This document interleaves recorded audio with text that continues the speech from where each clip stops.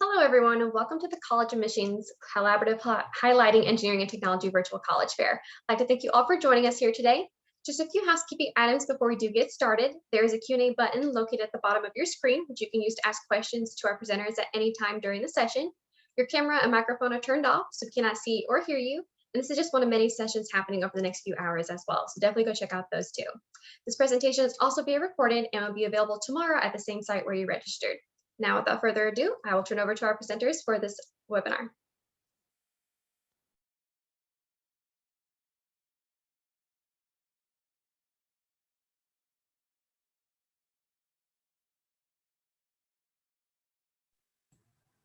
I think you're muted, Suzanne. I'm so sorry. Hello, everyone. I'm so sorry. I haven't done that in a long time. My name is Suzanne Schaefer. I am from Rutgers University, New Brunswick, and I'd like to welcome you here to our panel today. The panel that we're talking about is research, internships, and co-ops in STEM programs in college. We will have some suggestions perhaps for you for some opportunities for high school students, but what our primary focus today is going to be on is on the college programs and how the differences in these programs and why you might want to participate. So before we get started and introduce ourselves, I just want to remind you, if you have questions, we look forward to answering them. Please use the Q&A option, the button, and we will be answering those at the end and maybe typing in the middle when we're not chatting as well. So we're going to be sharing some information and we look forward to answering all of your questions. If we don't get to them all, we'll try to make sure that we capture them at the end and get back to you. So today I'm joined by three other colleagues and I will let them introduce themselves and then we'll all talk a little bit. We're going to give a very brief note about our own institutions, but mostly this is about general information. So we'll talk about that then. Ashley, do you want to start? Sure, of course. Hi, my name is Ashley Brookshire and I'm Georgia Tech's Regional Director of Admission for the West Coast. So while Georgia Tech is located in Atlanta, I'm actually based in California. We're a large-size public university that has a lot of STEM programming, and so obviously looking to create ways for students to easily research and do internships and co-ops, and I'm excited to be able to talk about that today. Hi, everyone. My name is Christy Ujiri. I'm an Associate Director of Undergraduate Admissions with Drexel University. If you're not familiar, we are a medium to large size private institution located right in the heart of Philadelphia, Pennsylvania on the East Coast. So very excited to be chatting with you all. Hi, everybody. My name is Erin Bricklow. I am a senior admissions counselor at Lawrence Technological University in Southfield, Michigan. Lawrence Tech is a small private university, and we house our majors in 4 different colleges: architecture and design, arts and sciences, business and information technology, and engineering. So excited to work with you guys today. And I already mentioned that I'm from Rutgers, New Brunswick. Rutgers is the State University of New Jersey. We are located in New Brunswick, New Jersey, about 45 minutes south of New York City. Rutgers is a big state university. We have 36,000 undergraduates and teaching STEM in actually a number of our undergraduate colleges. And we'll talk a little bit about some of that, the opportunities in a little bit. So today we're going to talk again about co-ops, internships, and research. And let me start with why these are important to talk about within the STEM fields. All of these are really real ways to help integrate the information that you're learning in your classroom into real world situations. So you'll get an idea of first, whether this is the right field for you. You'll get a chance to see what the people in your field of study are doing. And that way you can decide, yep, this is what I want to do, or no, this is not what I want to do. You'll see what kinds of careers and opportunities are available if you major in that field of study. Second, you'll gain valuable experience in your field of study, and that's desired by future employers and graduate schools. So that's really important. It can really help you get the edge when you're looking for a job, job searching, applying to graduate schools. And sometimes job co-ops and internships can actually lead directly to job offers. Finally, you'll actually be helping contribute to advancing the knowledge of society. So research is a vital part of the mission of all of our institutions, and undergraduates can contribute to that knowledge. And that's really exciting because we're all interested in furthering the world's information. So we're going to divide this up a little bit into sections. First, we're going to focus on co-ops and internships. And let me move our slides ahead here. So I'm going to ask Christy and Ashley to sort of address a little bit about this. Let's talk first about the difference between co-ops and internships. Christy, do you want to talk about what a co-op is, and then Ashley, maybe what an internship is, and then what the difference is? Yeah, sure. So I can jump in first with a co-op. So a co-op is full-time work experience related to your major for academic credit. So this is typically going to be a break from your classes. So every institution does it for a slightly different period of time, but it can be a couple months, typically up to 6 months at the most. And you are doing your learning by doing these work experiences. As you can see from these photos here on the slide, you can be working at places like Delta. We have students at NASA, Mobile, Connects, right? So you are actually a full-time employee of these companies, and it's a great way for you to actually, as Suzanne was saying, apply the theory from the classroom and see how it's played out in the actual professional experience. Ashley, how does that compare to an internship? Yeah, thank you. So obviously with co-ops, we're talking about depth, right? You're spending a lot of time in those environments. Well, when we talk about internships, it's a shorter amount of time that you're spending with those companies that creates this flexibility for you to do multiple internships over the course of your undergraduate career. So you're getting to try on different hats across different types of industries, size of company, location in the country, and allows you to kind of assess if that general field might be a good fit for you without necessarily committing the same amount of time that you would to something like a co-op program. Yeah, I think that's a perfect way to say breadth versus depth, right? So with those internships, you're able to hop around, try different things. At a co-op, because you're there for a longer period of time, the amount of responsibility or the type of projects that you're able to participate in might be a little bit more complex than at an internship. And you would have more time to build that relationship with the employers. Both are great. And many students at a lot of institutions will actually take part in both of these experiences while they're here, while they're in their undergrad experience. So that leads me to actually the next question. So which is better, and how do I choose? Like, how does a student go about deciding, and do they have to decide? So it sounds like Drexel, maybe you can do both. How about Georgia Tech? Or how do students decide which one they're going to do? Sure, yeah. So it completely depends on what you're looking for in terms of your undergraduate experiences. Some students are prepared to step into a co-op. They want that long-term experience, the in-depth relationship building they get to do with that company. They're really confident in the field that they want to go into. So co-op can be a really wonderful fit, whereas other students aren't ready to make that commitment. And so internships are going to be the better fit for that type of student. So one's not better than the other. They're just offering different types of interactions with employers. And when it comes to the requirements for the programs, it can vary a bit. So fairly universally, there'll be some kind of academic requirement, like a GPA requirement before you can participate. Usually it's a fairly low threshold. At Georgia Tech, you have to have a 2.7 GPA. So really colleges are just trying to make sure that you're keeping your head above the water academically before we send you out into these real world work environments. It's pretty common to see students using these in their second years and beyond.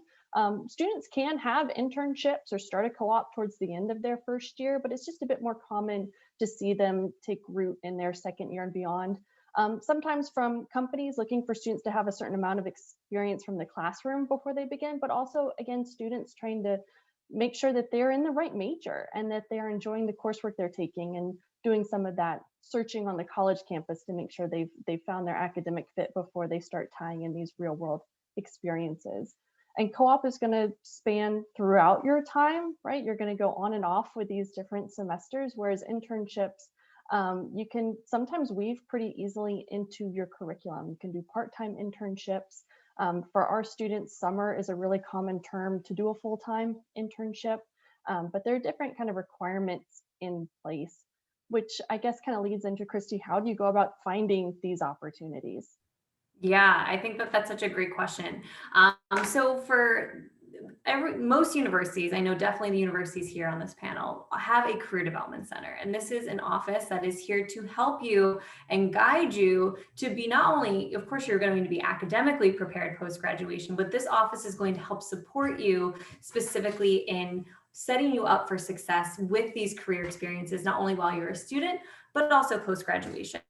At Drexel, for example, we do have a Co-op 101 class. So all students are actually taking a course for credit where they're working on their resume, doing mock interviews, all those sorts of things. And you will have, and at most institutions, you'll have a career advisor that will help guide you through that process. Employers are eager and excited to hire our students either through internships, co-ops, or for positions post-graduation. So they will actually come to universities. They will do career fairs where you can actually walk around, meet with the employers, show them your resume, start to make those connections for job opportunities. And then we also develop relationships with these employers to help create a database. Right? So for these schools that are offering co-ops and internships, you can find your own. You absolutely can. If you have a dream organization or a dream position that you would really like to have, you can definitely work with your advisor to make that a reality. But typically, we also have strong relationships. And so you typically have a database where you can actually go in, find different positions. You've already been coached by your advisor. Maybe you've taken a career development class. And so you're going to be really prepared for that process. Typically, you will go through some sort of interview process, and that's great because that's also part of the learning experience. Not only being a professional is being able to do the work, but being a successful professional is also being able to go on those interviews. So that's something that we also certainly will incorporate into the experience also. Sometimes co-ops can take a little bit longer. Can you both of you address the amount of time that, can you do an internship and still graduate in 4 years? Can you do a co-op and graduate in 4 years? And if you have to spend more time, is it more money to spend in school? Do you have to pay for 5 years of tuition? How does that work? And are co-ops and internships paid? Yeah, those are great questions. So starting with internships, graduating in 4 years and doing 1, 2, 3 internships even, absolutely feasible. For the most part, internships are going to be paid opportunities. In the event you're working for maybe like a nonprofit where they aren't able to pay you, typically a university is going to offer you course credit. So you're going to be compensated in some way as a reflection of the time you're spending through that internship, but most of them are paid. Co-ops are paid positions. Usually being a co-op means you're going to be with a university for a bit longer. So again, looking at Georgia Tech, where co-op is a 3-term commitment, so 3 semesters are spent with that company. You'll be with us for 5 years, 4 years as a student, and then that 5th year of work experience is spliced into that time. When you're co-oping, you're earning money. You are not paying anything to Georgia Tech. You don't pay for tuition during those semesters. And so it takes the cost of that 4-year degree and spaces it out over 5 years while you're simultaneously earning money during those work experiences. I ditto everything that you said. At least at Drexel, another co-op school, schedule is very similar. The only thing I would like to add with it being paid is that it's reflective of industry. So there's no set amount that you are going to be paid for these experiences. It's going to be very reflective of the pay scale, the pay grades that you would find in these jobs post-graduation also. That being said, since we are here to talk specifically about STEM, typically STEM is on the higher end of the spectrum, so that's always good news. And to put a little bit of context behind that, the average co-op salary, at least in my institution, is about $18,000. So definitely not anything to snub at. Not at all. Just one last question. If students do internships or co-ops and, do they have to stay within their major? If they're a mechanical engineer, can they do an internship that might be more on the electrical engineering side just to explore that? Yeah, that's one of the beautiful things about these real world experiences. The real world tends to be a lot more interdisciplinary than maybe just one major at a college necessarily would be. So if you are really intent on studying mechanical engineering, but you have definite interests in realms that combine mechanical engineering and other fields, then you're going to be able to find these real world work opportunities that also blend those interests. So no, you're not going to be siloed into fields that only reflect your major, because truly when you get out into the real world, it's a little bit murkier than that, and that's a good thing. Anything to add, Christy? Nope, I 100% agree. Actually, I did just think of one thing. Sometimes students will actually go on co-ops or internships and change their major. You have one, and that's really the best part about, as we were talking about with theory versus practice, right? You might have an idea of one thing in your head that is what you want to be doing. We've had students go into these real world work experiences and say, holy cow, this is not what I thought it was going to be. So they come back, change their major, and that's great, because what an amazing learning experience, as Ashley said, really helps kind of confirm exactly what you want to do, and you learn the world is much more intertwined than you might have initially realized. Great. And that may be the perfect transition to talk a little bit about research, because I think one of the biggest benefits of research is also a chance to see what this is all about and learn about these majors and decide, yeah, I want to do this, or no, I don't want to do this. Erin, do you want to talk about why research is important and how it relates to engineering or STEM fields? Yeah, absolutely. So piggybacking off that very nicely, I think research is important because it's extremely helpful in either confirming or clarifying a student's chosen major. Like we were saying, change happens and change can be a good thing. So I think research does play a big part into that. And research also allows students to investigate topics of interest and maybe even dive deeper into them while gaining a better understanding of both STEM and non-STEM areas of study. It's also important because it can allow students to explore different postgrad options that they might not have looked into without doing that undergraduate research. For example, I know many of our engineering students at Lawrence Tech move on to earn their master's degree upon completing their undergraduate degree. And research is super beneficial in that process, because in doing that research, undergraduates have a chance to work really closely with a lot of their faculty members and explore, again, those detailed areas of the majors that they've chosen for their undergrad studies. And those faculty connections, I think, help in a ton of different ways. Biggest example that comes to my mind is letters of recommendation for graduate school or professional school. And then just alone, the experience doing that research is amazing prep for moving forward into maybe a higher level engineering program as well. Great. And I want to share a little bit because research, I think sometimes people think of as just being in a lab. And in STEM, subjects in high school, sure, you're doing a lot of work in labs, right? Chemistry labs and biology labs and physics labs. And some research is in labs. I think we do have a lab picture up here on the far bottom right. And that is sort of a typical science lab. And students can get involved in that kind of research. But research also can be beyond the classroom. And there are some other illustrations of this in STEM areas on this page as well. So it doesn't even have to be right on campus. Sometimes research will take you off campus, and that might be during an academic year, during the course of a year, or it might be a summer. You can see some people on a boat. I don't remember if we remember which one of us contributed this picture, but I think all of us have opportunities to do research in various different places. So I think this is Lake George. I think that's what we finally decided. So you can kind of see, I believe that's sort of marine biology and acoustics research that's going on. And it looks like there's some, technical research with automotives and engineering research that's happening in labs.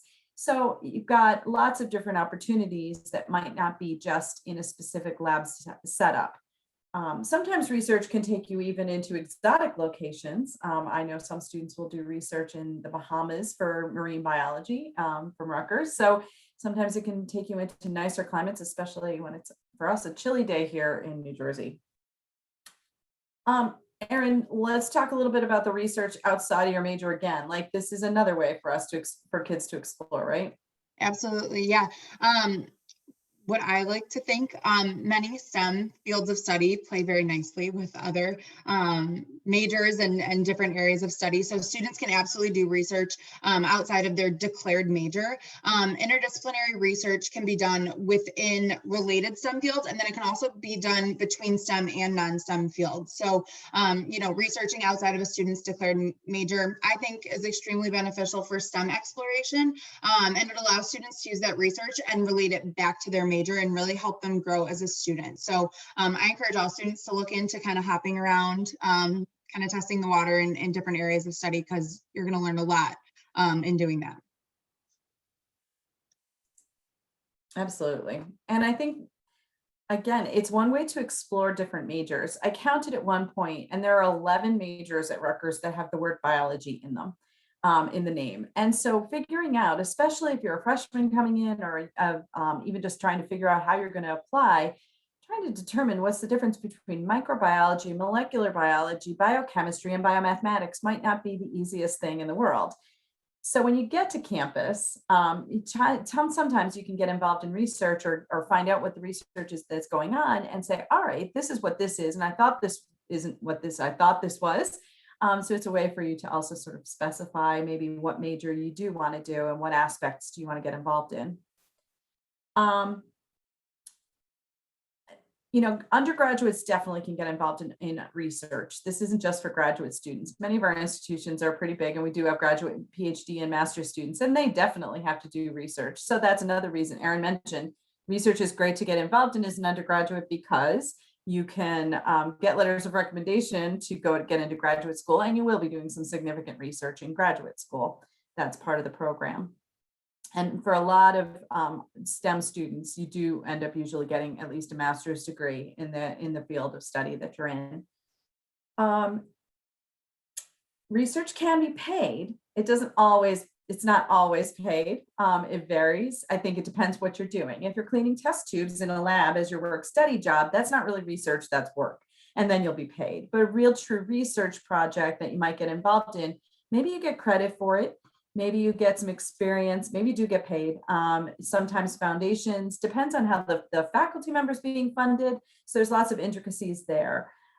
So it may not be the thing that you do just to absolutely get the most money out of your education, but there is a possibility that some of those are paid.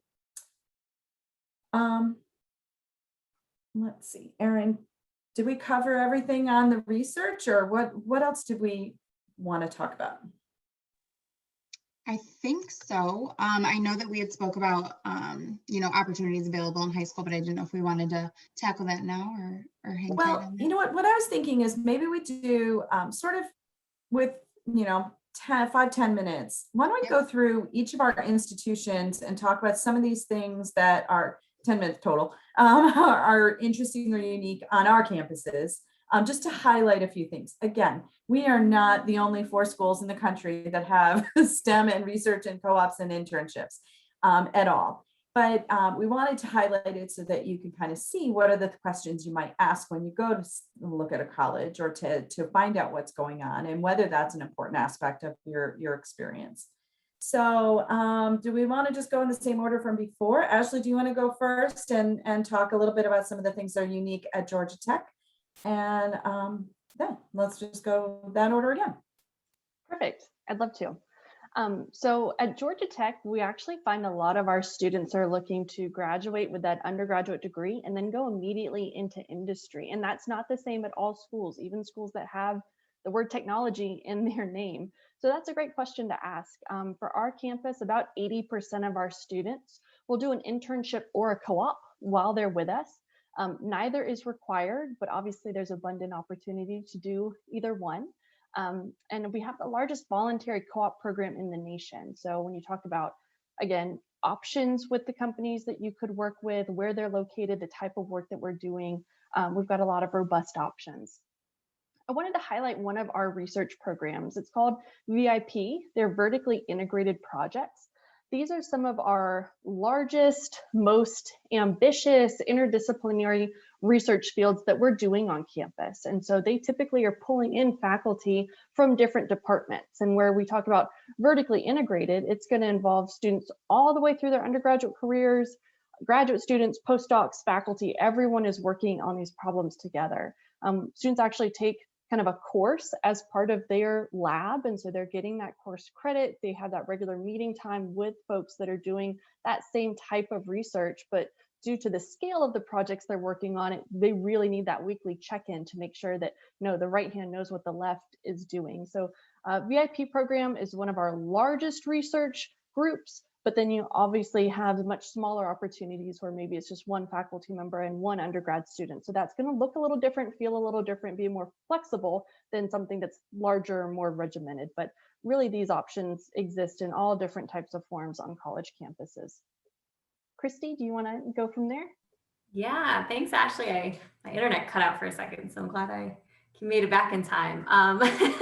So with Drexel, we are an R1 designated research institution, and similar to Ashley, we have a very large and robust co-op program. So it is not required, but over 97% of our students do participate in it just because they do see the value in it.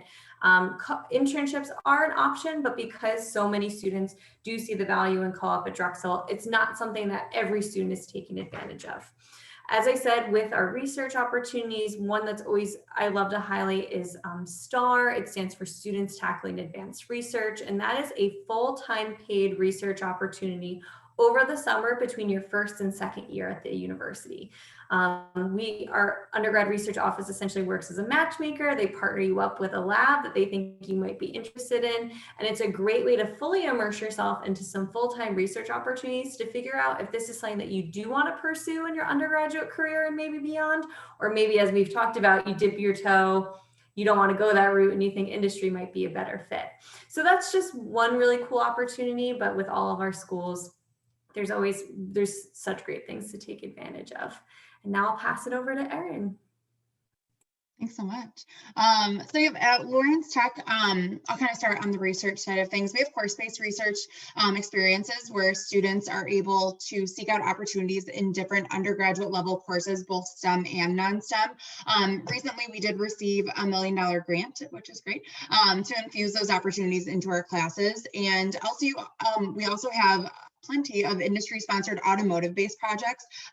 We're in Metro Detroit, Motor City, so it just makes sense for us to have that automotive focus, where a lot of those industry-sponsored projects are working with companies like the Big Three, and they will actually give our students a problem to research and be able to give back results on that. Many of the times, our students receive intellectual properties when they're working on those industry-sponsored automotive projects, and then we have certain areas of our campus that are actually under lock and key. It's very official, which is really cool for our students to be able to have that experience as an undergraduate student. And then in terms of co-ops and internships, at Lawrence Tech, we have a great reputation among employers. We're in a really great location in Southfield, where we're located is actually within the nation's #1 region for careers, co-ops, and internships in areas like engineering, architecture, technology. And we're really flexible with our co-ops and internship programs. So they're not necessarily required as part of the graduation requirements. So we do give students that option. Right now, about 75% of our students do participate in a co-op or internship during their time at Lawrence Tech. And we have a really great office of career services where students can start working with them day one freshman year. Since we are, a very small university, we have just about 2,000 undergraduate students at LTU. It's really easy for our students to work one-on-one with career services once they start and kind of get what they need in terms of information and resources, things like that. And I'll pass it over to Suzanne. Awesome. So let me just finish up a little bit. I also want to start with research.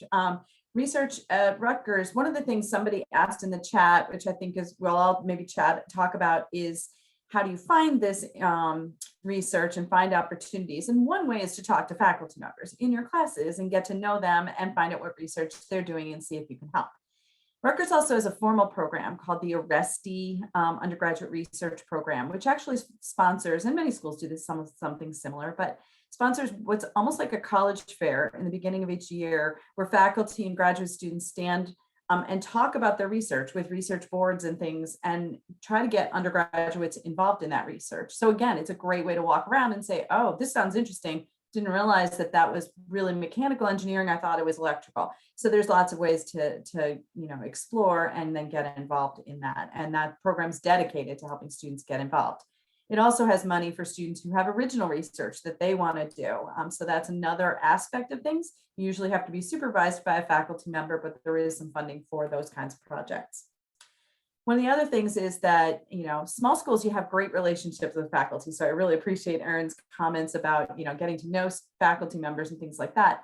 At a large school like Rutgers, we're part of the Big Ten, and that's on a different side of things. The Big Ten is not only our athletic conference, but we have a Big Ten academic alliance where we do actually coordinated research among all the Big Ten schools. It ends up pooling billions of dollars of research, and you can get involved in a project that spans across the United States on major scale that one university alone can't handle. So that's kind of an unusual opportunity to get involved in some really exciting, groundbreaking research as well. And as far as internships go, we're located in the metropolitan New York area. So yes, we have internships and opportunities with New York City. We have a Road to Wall Street program for, I guess that's not really STEM, but we're also located in the heart of New Jersey, and we have major pharmaceutical companies in our area. Johnson & Johnson, who's gotten a lot of press recently, their international headquarters is surrounded by our school. You can walk to those internships. So we're lucky enough to have opportunities for students to participate in internships during the academic year, along with taking classes. So there are opportunities for that, summers, and then obviously beyond graduation. And we have a career exploration and success office that helps students with all those placements. So those are some of the highlights at Rutgers that I wanted to mention. We have some questions in the Q&A, which I'm thrilled to talk about. And one of the questions that we knew we wanted to answer right off the bat was because you guys are high school students. We know that many students ask us, can we get involved in research? Can we get involved in internships? Can we do these co-ops before we even get to college? And so all of us kind of wanted to talk a little bit about some of the opportunities that might be available to high school students before you get to college.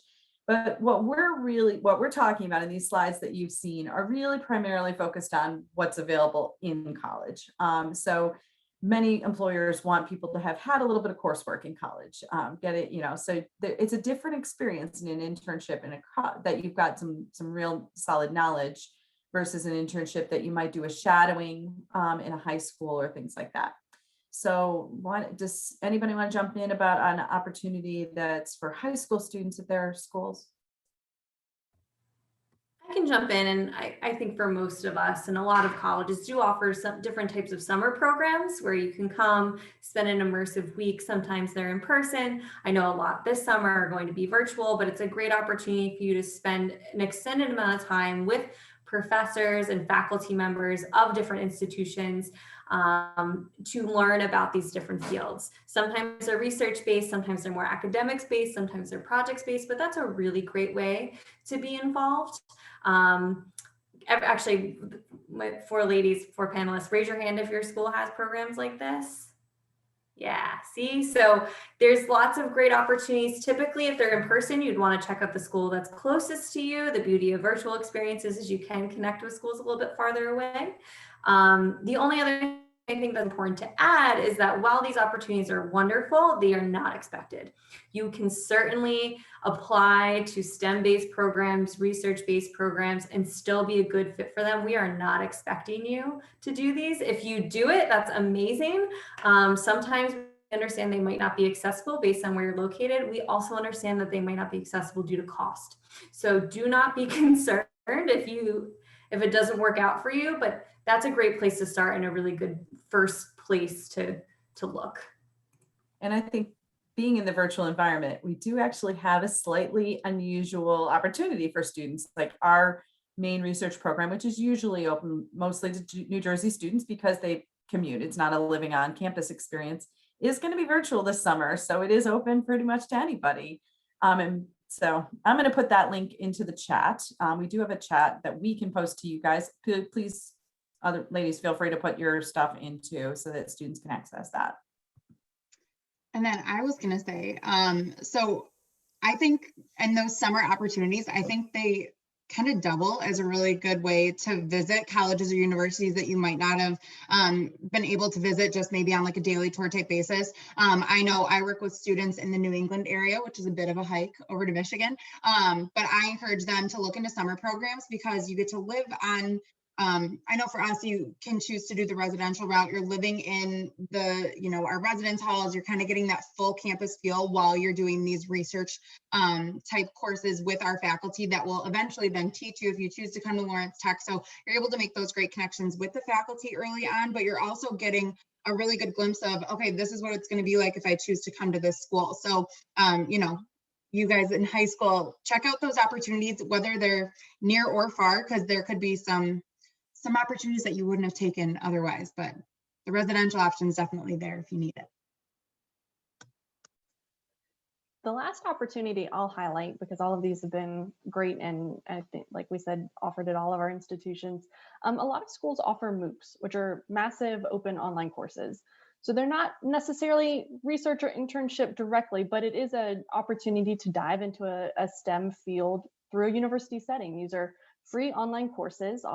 They're often going to be in subjects that are diving a bit more deeper than your high school curriculum will allow for. It lets you see kind of the instruction style and the type of work associated with a college level course. So if you're looking to get experience and maybe get some coursework under your belt in a particular arena with STEM, these MOOCs are a really good opportunity to explore that with really no cost or travel involved. You can do it right from your computer. Great thought. I'd kind of forgotten about those. There's another, terrific opportunity. One of the questions that was in the chat or the Q&A was about, can freshmen get internships? Do we want to talk about the timing of some of these, which actually ties in, somebody else asked if could they eventually pay tuition? I think maybe we need to sort of address how this works cost-wise and things like that too. Anybody want to jump? Yeah, I can get us started. So typically, if you're looking to have an internship for spring semester, that means early in the fall semester, you're starting to attend career fairs and connect with companies because you're going to have that job offer a couple months before your actual start date. Usually that's how the timeline works with colleges. So that's why when we talk about a student's first year experience on a college campus, very rarely are students in that first month of school prepared to head to a career fair with a resume and connect with a company that's offering experience that aligns with that student's interests. It's just really, really early in your college career. By spring semester, you will likely be more equipped to have that conversation in a career fair that's looking at summer employment and so on, right? So in that first year, really those first 2 semesters, those typically are just going to be academically focused semesters. Some students will feel prepared to go ahead and be at that spring career fair to look for summer employment opportunities. But I'd say after that first year, especially, usually students are a bit more confident in that. And there are a lot of options with companies that are looking for students to have a little bit of work under their belt in the classroom setting before they bring them on as interns. Even with these being paid positions, it's not really realistic to expect to earn enough in a semester-long internship or co-op to finance your tuition for the next semester for school. There's just going to be a big gap between that. For example, at Georgia Tech, if you're co-oping, right? So those are those full-time work commitments. The average a student makes during a co-op semester is about $8,000 to $10,000. When you look at the kind of total cost of attendance for a year at Georgia Tech, that's a bit closer to $50,000. And so while it can be helpful, it can help finance a portion of your time, it's not going to be something that is totally going to cover the cost. Once you graduate, having internships and co-ops under your belt usually means you're going to have a bit higher of a starting salary. So that's something that you want to keep in mind. But again, working and paying for undergraduate as you go isn't something that's necessarily going to be possible through like a part-time internship or just a co-op.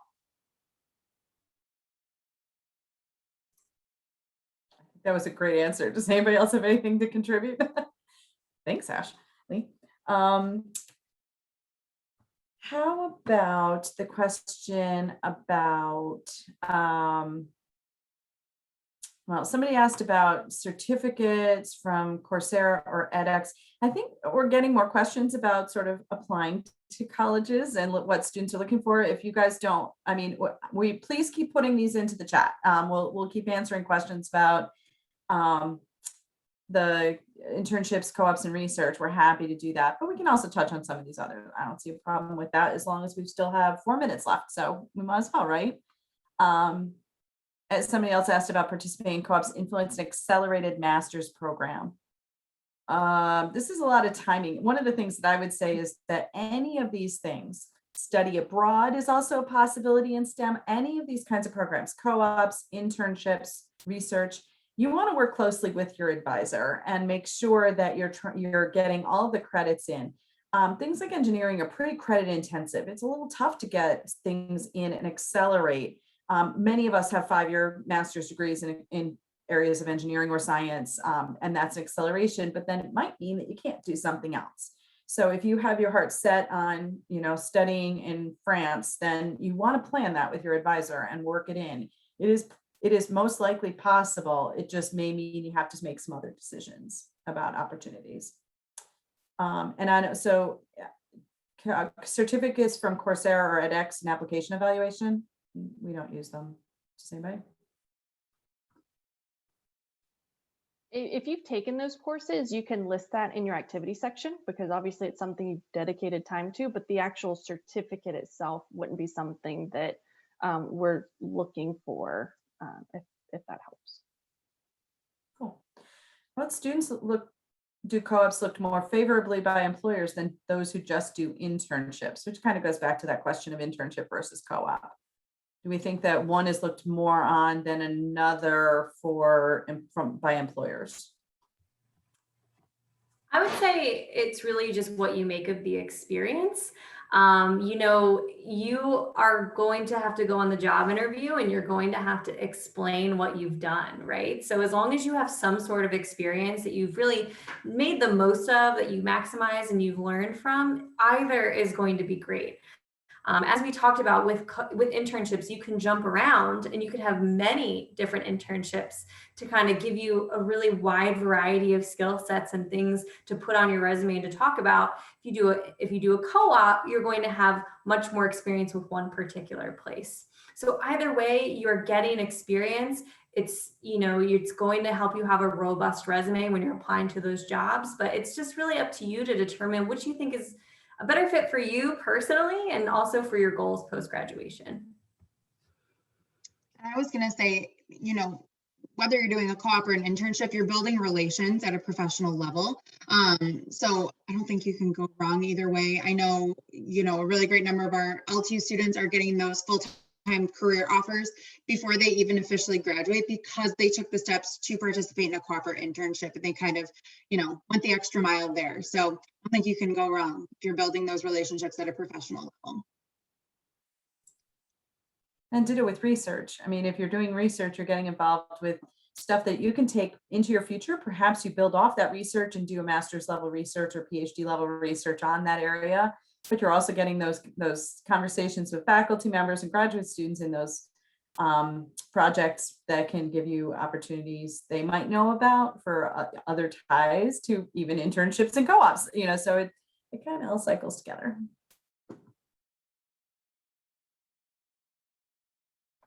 We have about 1 minute left. Does anybody want to just jump in and say, and like one piece of advice that you give our students who are online with us?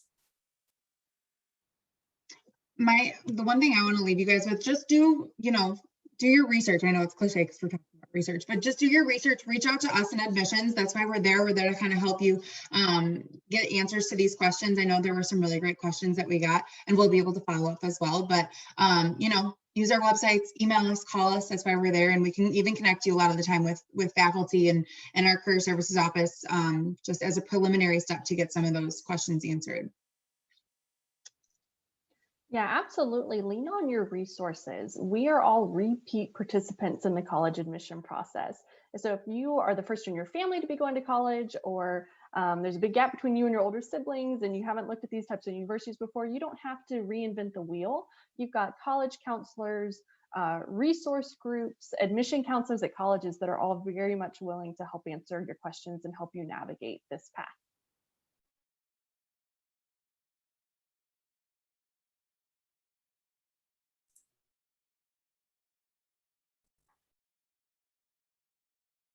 Well, I guess we could just say thank you. Oops, did I lose connectivity? I'll go ahead and jump in if you guys don't mind.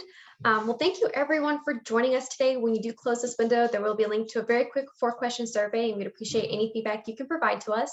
There's also one of many sessions happening from a lot of different schools this evening, so definitely go out and check out others. And tomorrow you'll actually be able to see this session's recording on the same site where you registered as well. Again, thank you all for joining us, and we'll see you soon.